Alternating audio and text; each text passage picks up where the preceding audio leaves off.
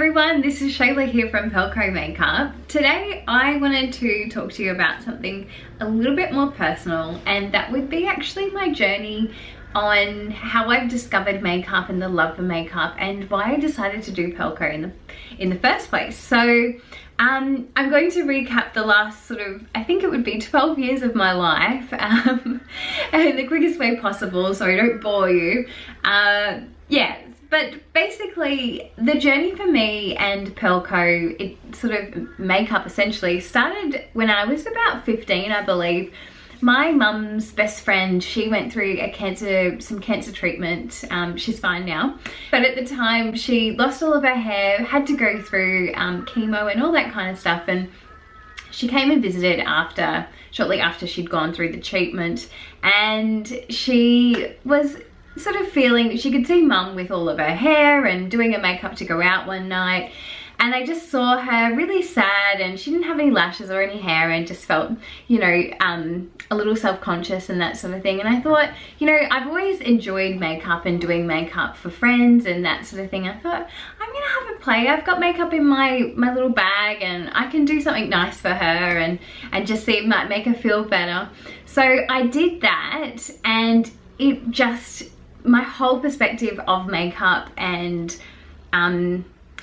yeah, just the way that it can really change someone's persona and how they feel about themselves and how much impact that can just make on someone was just incredible. So ever since that moment, I really didn't want to do anything else in my life. I just absolutely adored makeup and what it can do for women. And not because it's about, you know, being insecure and covering up our insecurities. It's about making us feel beautiful and so confident and that sort of thing. So when I was about 18, I went and did a makeup course in Brisbane, and this was essentially just to get a piece of paper for me. I was really wanting to get onto a counter or actually get involved with photo shoots and that sort of thing. I was just, yeah, I was quite happy and free to just see where it took me and what part of the industry it would be.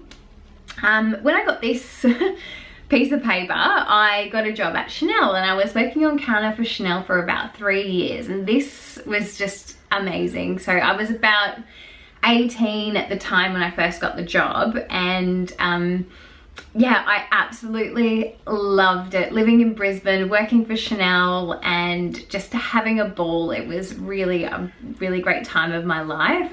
And yeah, they were an incredible company to work for. I did lots of these makeup courses because my boss at the time, she could see how much I loved makeup, was always trying to do people's makeup on counter and that sort of thing.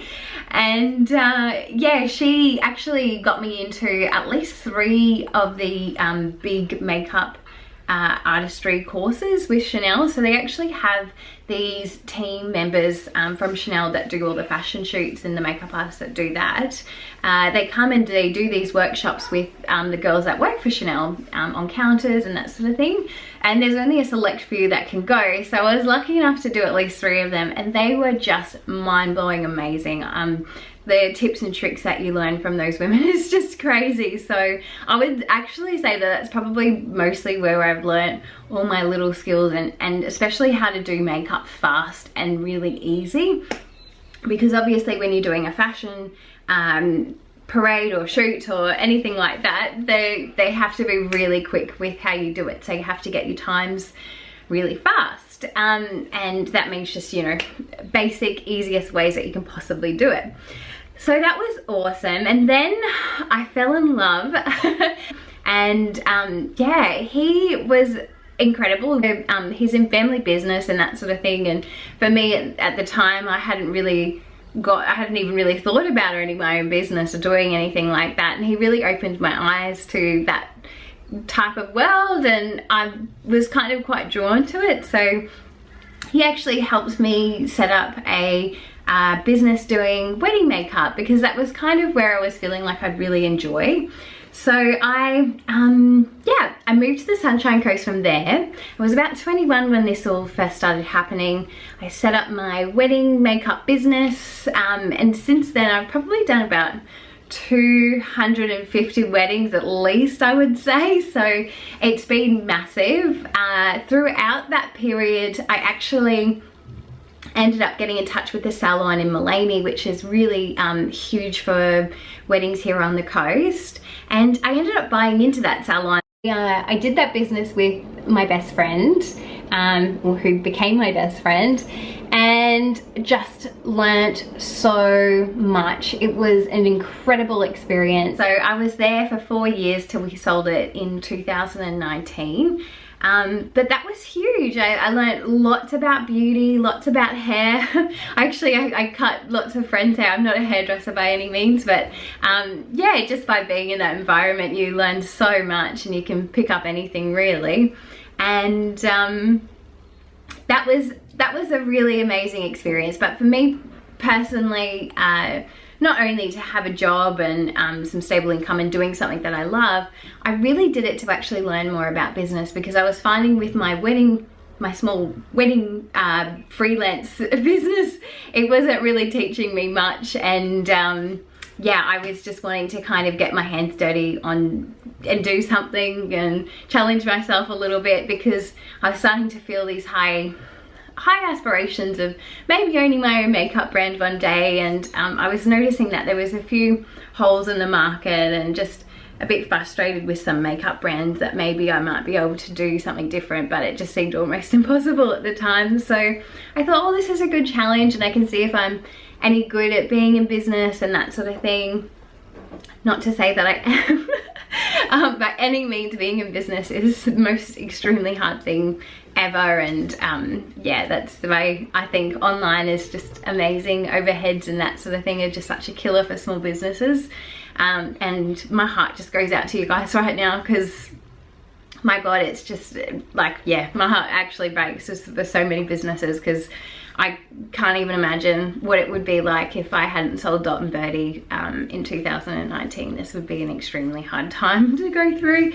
So yeah, we did that. I learnt a lot, and then in about, I think it would have been, when I first started getting really serious about what I wanted to do for Pelco, and when we started to come up with the name and all that kind of stuff, it was probably around 2017. So 2017, I'd sort of worked out what I'd kind of, if I was going to do a makeup brand, what it would be and that sort of thing. So I wrote it all down. I remember one day I just had this bit of a download and just had all these ideas, and I just wanted to jot them out basically. And so it was really just a business that started on a piece of paper with a few ideas. I basically did a year to-do list, because I was still working full-time and that sort of thing. I was selling a business.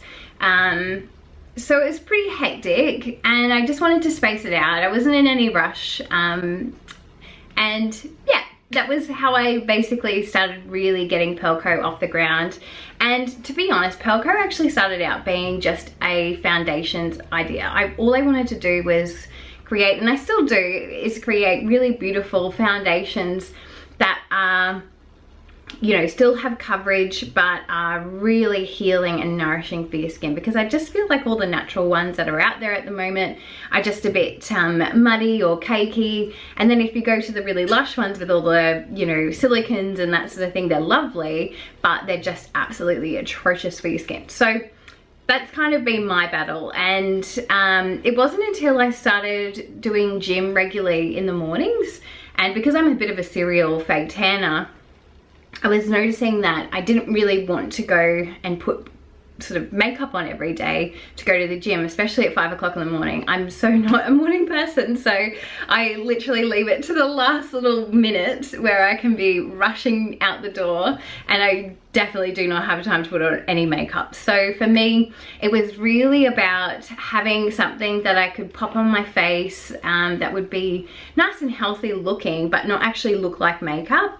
And I'd gone to any effort. So I'd started by using a bit of Sally Hansen bronzer, mixing it in with my moisturizer, and I found that it gave the most amazing look and totally ideal for what I wanted, but not desirable for your skin. My skin was breaking out from it and it was not good. So I thought, okay, hang on a second. So I've been thinking about doing foundations. Maybe I can be doing this first up, because there's literally nothing on the market quite like it. So that's actually where the idea for Golden Glow came from, and it totally morphed the business model into something else. And yeah, it's funny when you look back and you think that it's going to be one thing.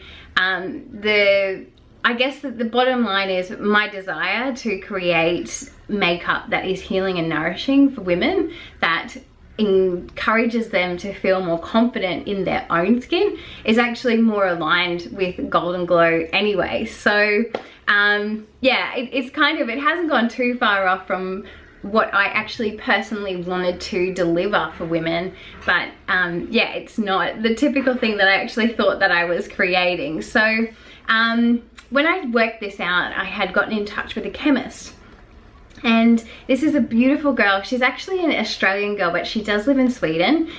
She is so talented, and just, I could sit with her and describe what I was trying to do, and she was just amazing at taking in that and delivering something. So it was such an amazing experience and awesome process to work with her. I'm really grateful for having to get to meet her, and she's basically will be helping with all the formulations that we've got coming up and releasing later on in the year. So yeah, she's been absolutely amazing to work with. So there you have it, guys. That's basically the gist of it. So that's where the idea of Golden Glow, where it came from, where Pelco originated for me, and why I do it.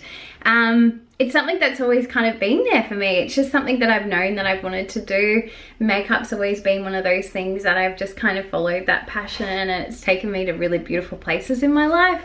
And I feel very fortunate for that, because I know that a lot of people don't, you know, that don't really know what they want to do when they get older, and they can spend years trying to work it out. So I was really blessed to kind of get that right from the beginning. And yeah, I'm really loving creating products and basically living out my dreams. So yeah, I really appreciate all the support, and please, if you do have any questions about any kind of makeup, because I am a makeup artist and I've been doing it for 10 years now, so yeah, I've got plenty of experience, and I'm more than happy to help in lots of ways. And if you're frustrated with any makeup products or anything like that, and you've got any ideas, then please hit me up, because I'm really just out there trying to help create better makeup for you and help us live a bit more of an authentic life. So if you've got anything that goes along with that and you're frustrated, let me know. I'd yeah, love to help create and make a beautiful makeup range. If you do have any questions, of course, just comment below. And it's been a pleasure. Thank you so much, guys. I'm so excited to be on this journey with you, and yeah, I'll see you in the next video. Enjoy your day. Bye.